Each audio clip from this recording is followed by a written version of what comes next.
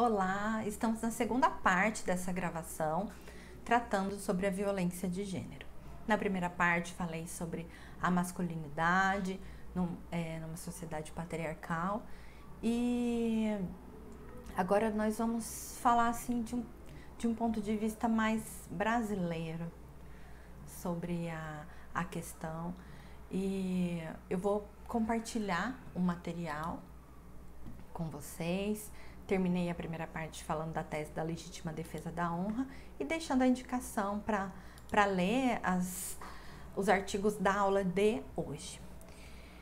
E trouxe algumas músicas que foram fotografadas numa campanha da Prefeitura de São Leopoldo, que usa a letra das músicas para fazer campanha contra a violência contra a mulher e mostrando como acabamos naturalizando essa violência de várias formas, inclusive pela música. Então são mulheres que seguram cartazes com letra de música que são extremamente depreciadoras da imagem, da integridade feminina. Eu vou passando aqui para que vocês leiam, né? Todas ali incentivando a violência contra a mulher e colocando como se ela fosse a culpada por ser violentada. Essa aqui, né, é uma música bastante conhecida, né? Esteve nas paradas de sucesso. Ajoelha e chora, quanto mais eu passo o laço, muito mais ela me adora.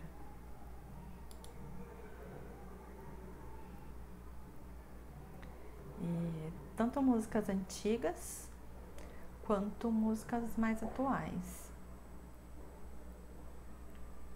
E vemos muitas letras hoje, inclusive, né, de todos os gêneros, mas colocando a mulher muito como aquela ideia do pedaço de carne, de um objeto sexual do homem.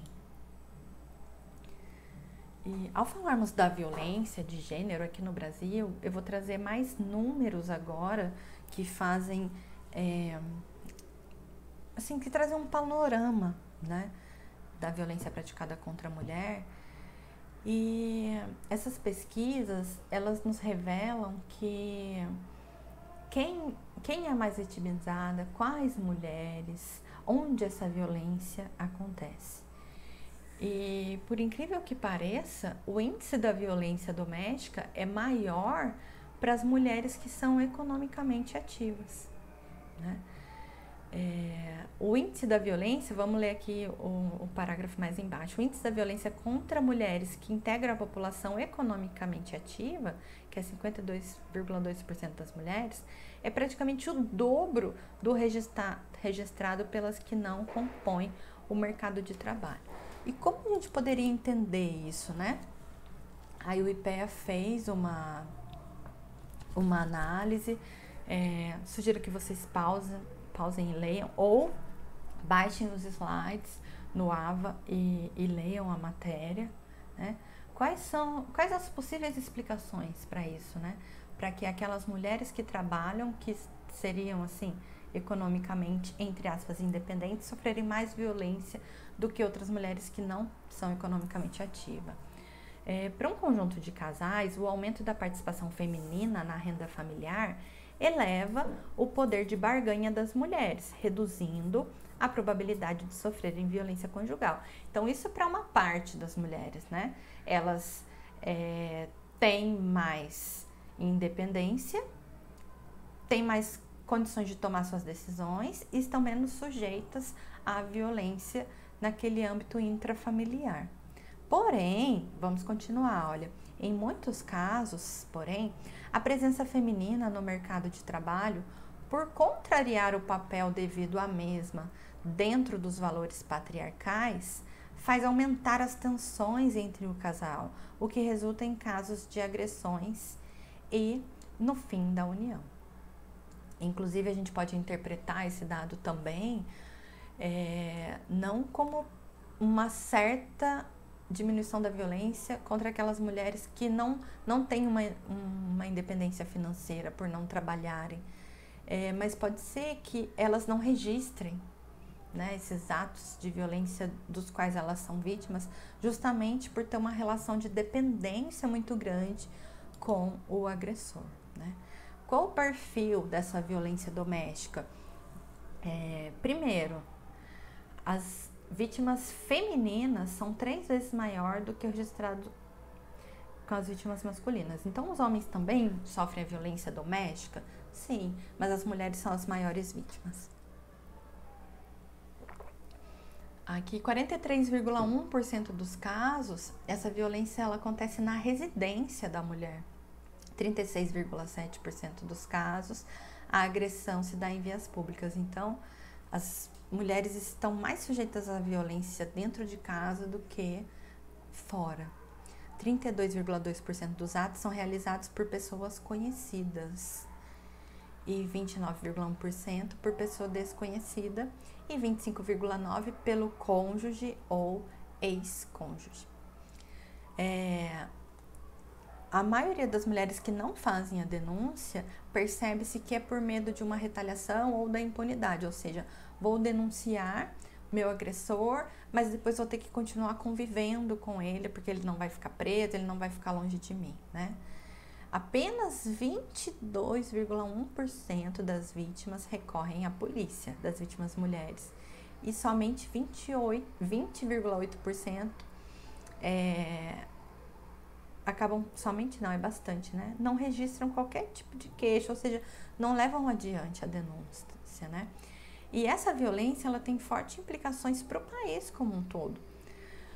Porque perda da produtividade das vítimas, uma pessoa que está sendo agredida, ela não trabalha da mesma forma, pode ser que tenha o gasto com o seu tratamento pelo SUS, né, pelo Sistema Público de Saúde, ela tem menor participação no mercado de trabalho, e fora que afeta todas as pessoas envolvidas, porque as crianças que vivem em lares que prevalece a violência doméstica possuem uma maior probabilidade de desenvolver problemas comportamentais quando mais jovens, mais novinhas, na primeira infância, e a partir da adolescência tem maiores chances de se envolver em atividades criminosas, né? Eu peguei um caso aleatório na internet que denunciava uma violência. Essa gaúcha, né, relata a agressão do marido médico, tive certeza que ele ia me matar.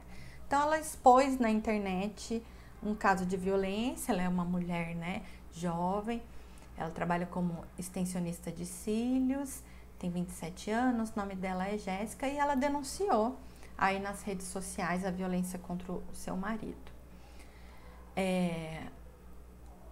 Ela colocou isso na internet, a reportagem foi feita a respeito, né, do caso. Pegaram uma foto dela, provavelmente, né, ali de redes sociais, porque acho que ela é cabeleireira também, e colocaram. Eu sei que a gente não deve levar a sério comentários da internet, ainda mais quando feitos por pessoas estranhas, tá? Mas nesse caso eu peguei pela questão de exemplo. Olha, vejam que ela, a todo momento, ela é questionada. Pausem aí para vocês lerem tudo, né? Questionada até na profissão. Isso lá é profissão, ser extensionista? Claro que é uma profissão, né? Por que não seria? Se não há testemunhas em tese, é a versão dela contra a dele. Vai saber quem está mentindo. Ou seja, gente, a todo momento ela é colocada em dúvida. A palavra dela é colocada em dúvida. Aí aqui, olha, uma pessoa, mais uma falsa acusação de agressão para usar as leis absurdas que aceitam a palavra da vítima mulher como única prova. Agora ela receberá todas as benesses da justiça e saqueará os bens do cara. Então, pessoas que sequer conhecem a Jéssica, né? Deixa eu só voltar aqui para ver o nome dela. É a Jéssica mesmo. Pessoas que não conhecem a Jéssica, julgando e colocando em dúvida. Alguns questionam até a foto, né? Aqui, ó, a foto no início da matéria, toda gata, não ajuda. Ou seja, uma mulher ela tem que estar acabada, tem que estar com o olho roxo para ter legitimidade para denunciar uma agressão. né? E mesmo pode ser até que ela esteja no momento da agressão assim machucada, mas pegaram uma foto antiga, enfim. Se vocês quiserem, né, ler mais, eu trouxe aqui isso pra gente refletir sobre a culpabilização da vítima. E nesse outro caso, olha, um motorista de Uber, ele foi preso após estuprar uma passageira que adormeceu na viagem. Então ele percebeu que ela estava dormindo e aproveitou disso para abusar dela sexualmente. E veja, assim, é cada absurdo, né, nos comentários. A questão aqui, né, vai de ônibus, ué, no sentido de que, ó, se você entra num carro com um homem, você, mulher, entra num carro com um homem, você está sujeita a isso, tem que estar preparada para isso. Ou aqui a mulher também não se dá o respeito, claro que não são todas, mas um frio insuportável e a mulher quase pelada andando na rua, os shorts daqui um dia não vai mais ter pedaço, acho que pode usar roupa porque... Enfim, questionando a roupa da mulher, colocando nela a culpa por ter sofrido uma violência, por ter sido vítima. Vejam que a gente pode olhar, é como se o homem tivesse direito de fazer isso e que fosse correto, sim, uma mulher ter medo de andar na rua, de andar sozinha, de usar uma roupa curta, né? A gente poderia, sim, ir aprofundando muito mais essas discussões sobre culpabilização da vítima. Seria até muito legal, né, se a gente tivesse uma aula em que vocês pudessem participar, porque eu tenho certeza que vocês têm muito a dizer sobre isso. E assim, nada justifica a violência, nem mesmo a verbal, nem mesmo os assédios verbais que as mulheres sofrem dentro de casa ou fora de casa. Essa aqui foi uma outra mulher, a Elaine, que foi extremamente julgada, porque ela mora no Rio de Janeiro. Em fevereiro de 2019, esse caso dela passou até no Fantástico, ficou bastante, assim, ganhou uma repercussão, né? Ela é paisagista, ela conheceu um rapaz pela internet e marcou um encontro com ele e foi até o apartamento dela com ele. E ele a manteve presa no quarto e a espancou. Ela ficou muito, muito machucada, correu, sim, um risco, né, de morte grande. E ela foi julgada, massacrada, porque levou um homem no primeiro encontro para sua casa. Gente, não tô aqui para dar opinião sobre a vida dos outros, mas sinceramente, jamais a gente deve culpar a vítima pela agressão que ela sofreu, tá? Não há cabimento nessa situação. Reflitam, comentem, mandem mensagens. A gente tem fórum lá no AVA para falar sobre isso. E como falamos, né, de masculinidades,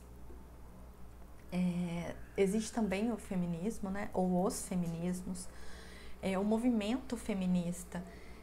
Eu imagino assim que vários alunos ou alunas aqui da nossa turma tenham interesse sobre ele, porque em atividades que a gente fez com fórum, vi muitas referências ao movimento feminista, que é plural, que já teve várias fases.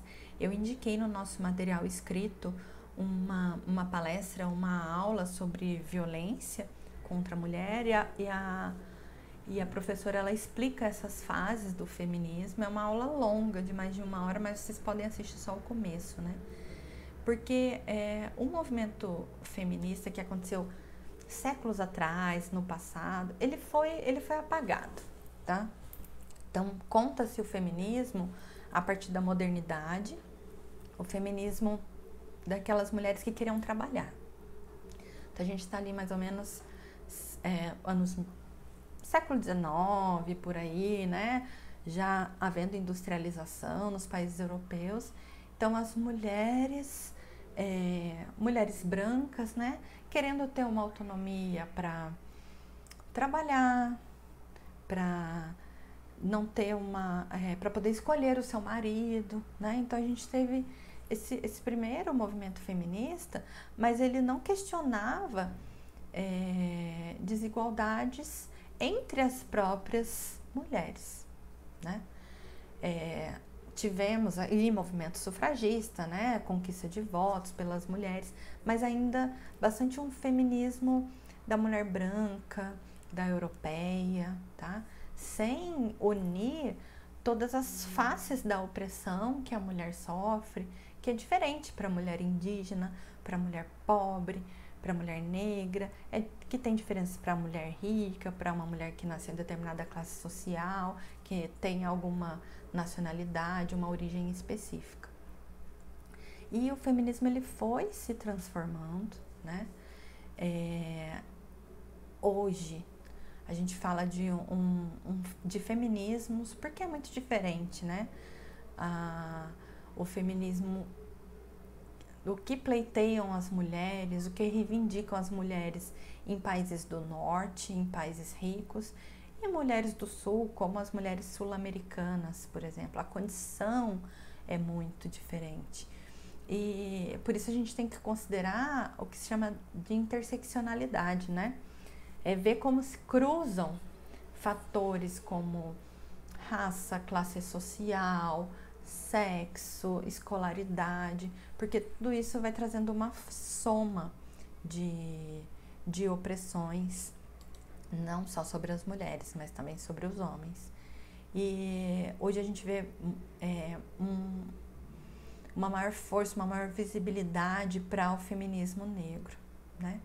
Que é um feminismo que ele tem um olhar sobre todas essas questões que intercruzam para falar da condição da mulher, né? Que é preciso considerar não apenas o sexo, mas toda a interseccionalidade. Aqui, olha, temos brasileiras que contribuem grandemente para esse debate, né? Conceição Evaristo, Carolina Maria de Jesus. Eu não vou lembrar todos os nomes. Desculpa, então vou parar por aqui. Quais são as violências, né? Tô falando de violência, mas quais são as violências que a mulher sofre? A física, extremamente grave, aqui trouxe alguns exemplos, violência sexual, mas também a violência psicológica, violência moral, a violência patrimonial e econômica. E cada tipo de violência vai atingir a mulher de uma maneira, mas sempre muito mais do que a gente pode ver, às vezes, num rosto machucado, num olho com hematoma, né? Porque, por exemplo, quando a gente fala da violência moral, nesse momento nosso, do estágio da tecnologia, uso de redes sociais, um homem que expõe um vídeo de uma mulher, um nudes ou um vídeo de um ato sexual, ele o faz justamente para acabar com a reputação dessa mulher. Ele faz no intuito de vingança, de prejudicá-la, né? Por isso, acho que talvez não precisasse falar, mas como professora é bom a gente reforçar o óbvio, né? Quando falamos desse tipo de violência contra a mulher, a gente tem que ser não só não violentos, mas também fazer esse policiamento da violência. E eu convido, inclusive, os homens que estão aqui na nossa aula em desafiar um tipo de padrão que é esperado do homem. Como compartilhar nos seus grupos vídeos pornográficos de mulheres, vídeos de mulheres colocadas em condições, né, subalternas, degradantes, nudes, seja de uma mulher famosa, seja da ex-namorada de um conhecido, seja de alguém da cidade, né? Quantas mulheres são expostas? A gente tem que pensar na dignidade de todas as mulheres, porque o padrão patriarcal, ele traz até uma certa contradição quando ele olha para a mulher, porque o padrão patriarcal, ele olha assim, ao mesmo tempo que ele rebaixa as mulheres de modo geral como interesseiras, como sem vergonha, como fracas, como histéricas, ele coloca para baixo essas mulheres. A mãe daquele homem, ela é sempre exaltada, porque a mãe é sempre a perfeita, é a santa, é aquela, parece até que, né, ela sequer realizou o ato sexual para ter um filho, de tão pura tanta pureza que se atribui à figura da mãe. Então, veja, é tudo contraditório, as coisas não se sustentam e a gente precisa se posicionar sobre isso, né? A indústria pornográfica é um tipo de indústria que, enfim, ensina o sexo de uma maneira que não é nem um pouco real, né? Que não valoriza a mulher, que não a coloca numa posição além do que alguém que está sendo escandalizada, gemendo, e estão colocando várias coisas na mulher e ela lá fingindo que está gostando, como se isso fosse o ato sexual. Então a gente precisa estar atento, né, para tudo ao que estamos nos submetendo, porque a gente acaba internalizando isso, para a gente não repetir esse padrão e a gente também se posicionar quando vê algo assim, quando alguém te mandar algo assim, mais do que não passar para frente, do que não salvar no seu celular, tenha coragem de ter uma posição contrária a essa forma de violência contra a mulher, violência moral, nesse caso. Vou continuar no nosso material, porque a gente tem que acabar isso aqui, né? Eu trouxe vários dados, tá? Do Atlas da Violência. Tô deixando aqui nos slides, peço que vocês olhem. A violência contra a mulher no Brasil, ela também chega ao nível máximo de morte das mulheres, né? O Atlas da Violência do ano passado, 2020, que estudou os dados de 2018, né? Por exemplo, falou mais de 4.519 mulheres assassinadas em 2018. Isso faz com que uma mulher seja assassinada a cada 2 horas no Brasil. Porém, vejam a diferença. Olha, 68% das vítimas eram negras, né? Enquanto o homicídio das mulheres negras aumentou no período, o homicídio das mulheres não negras diminuiu praticamente na mesma proporção. Então, como a gente percebe o perfil das mulheres que estão mais sujeitas à violência. E da mesma maneira, né, considerando também a violência de gênero contra pessoas aqui LGBT e mais, tá? Que só tem aumentado os registros. O Brasil é considerado o país que mais mata pela homofobia. Aqui outros dados, né? Então a gente tem um perfil das mulheres que são mortas e também costumam ser mulheres jovens, tá? E quando a gente faz o cruzamento, né, interseccionalidade, considerando gênero e raça, aqui já dados do Atlas da Violência 2018, a gente vai vendo que isso é uma constante, né? Não é algo desse ano ou do ano passado. Isso é uma constante. E quando falamos de um outro tipo de violência, como os estupros, mais da metade das vítimas são crianças. Temos muitos adolescentes e adultos, né? E quem é o agressor? No caso aqui do Atlas da Violência, eu vou mostrar vários levantamentos, mas cada um usa uma base de dados diferente, tá? 30% dos casos de estupro contra as crianças são feitos por familiares próximos, como pais, irmãos e padrastos. E 46,1% das pessoas adultas foram vítimas de pessoas conhecidas. Então, assim, quem pratica violência contra a mulher, né? Em sua maioria, pratica dentro de casa, em ambientes que ela frequenta. E com relação à criança, também isso acontece. Esse é a parte do Atlas da Violência 2021, o atual, que é feito com base em dados de 2019. Eles ampliaram a análise para incluir as pessoas com deficiência. Então, aqui mostra também, né, os casos registrados de violência contra as pessoas com deficiência. Vejam que essa violência ela também acontece em casa. Olha, 58,5% das violências contra as pessoas com deficiência foi violência doméstica, foi por pessoas conhecidas.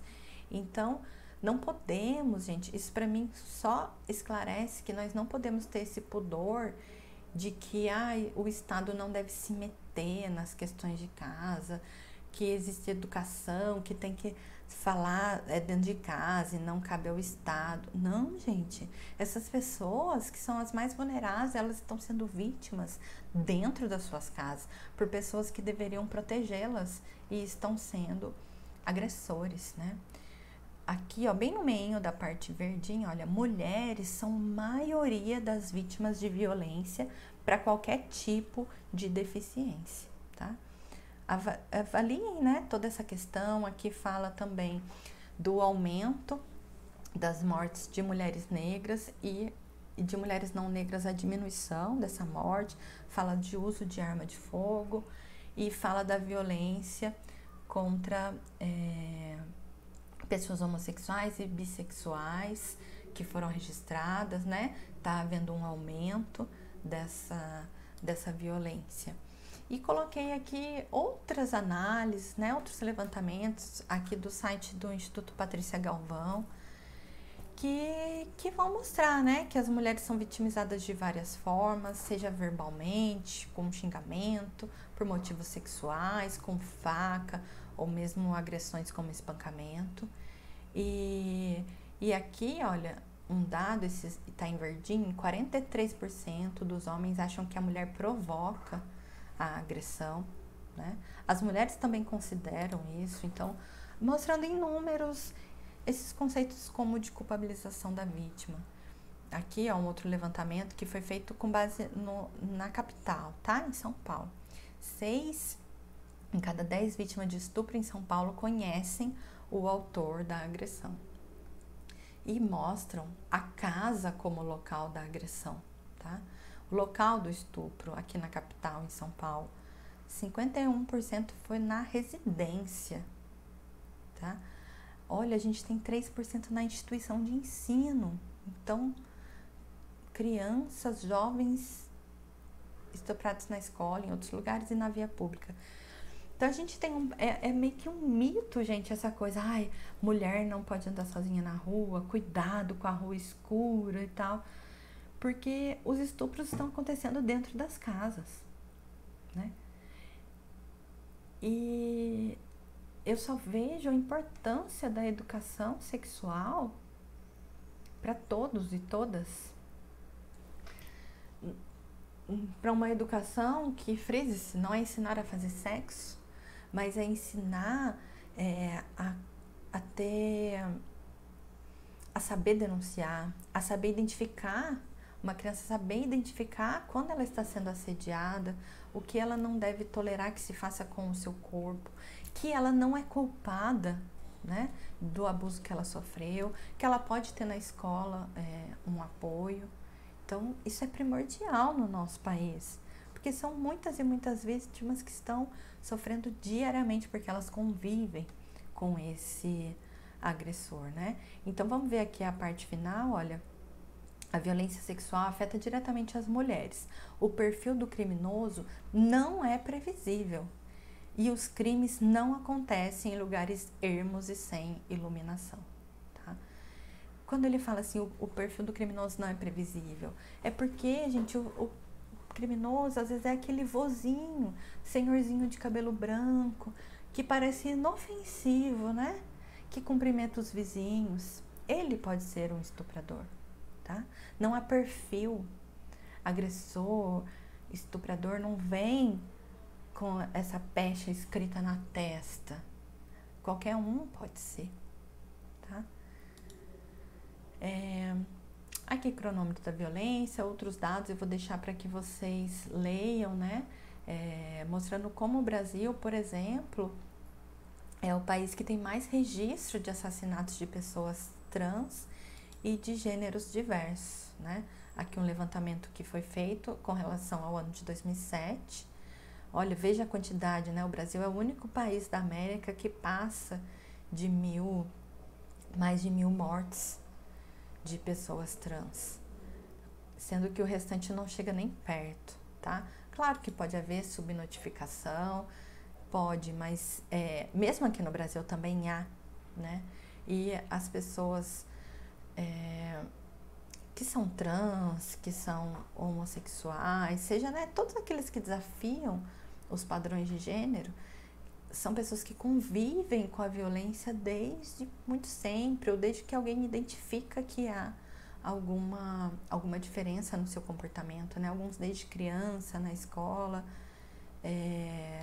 Isso viola, né, os direitos mais básicos da pessoa. E a gente vai finalizando com um contexto atual, que é o contexto da pandemia, que fez aumentar o registro de mortes, né? O registro de violência de modo geral para com a mulher, tá? Eu deixei aqui nessa parte final do nosso material as normas internacionais de proteção à mulher. Nós temos tratados, tá? Do sistema ONU, como as convenções de Genebra, que proíbe que nos países que são parte seja invocado qualquer tipo de cultura, costume ou tradição, mesmo tradições religiosas, para justificar alguma violência contra a mulher, como é comum, né? Aqui eu trouxe, ainda no sistema ONU, as convenções que criam um sistema de proteção à mulher. Então a violência contra a mulher pode ser denunciada, inclusive uma convenção que foi lançada aqui no Brasil, que é essa convenção de Belém do Pará, tá? É uma convenção importantíssima para tratar da questão feminina. Eu deixei aqui uma história, né, que conta resumidamente o caso da Maria da Penha. Nós já conhecemos um pouco a história dela, já foi referência em aulas anteriores e já vimos que nasceu do sistema da OEA, do sistema regional americano, tá? Esse caso originou uma lei que nasceu em 2006 aqui no Brasil, que tipificou a violência doméstica e trouxe uma maior rede de apoio, né, de amparo à mulher que é vítima de violência. E mais recentemente, uma mudança no Código Penal que prevê o crime de feminicídio, tá? O que é o feminicídio? Não é a morte de uma mulher, né? Uma mulher que morre de alguma doença, a gente não fala em feminicídio, mas é o homicídio intencional da pessoa do sexo feminino por conta da condição de sexo feminino dela, né? Comete-se um homicídio contra uma mulher porque ela é mulher. É considerado o feminicídio o crime em que estiver envolvida a violência familiar e doméstica, o menosprezo e a discriminação à condição da mulher.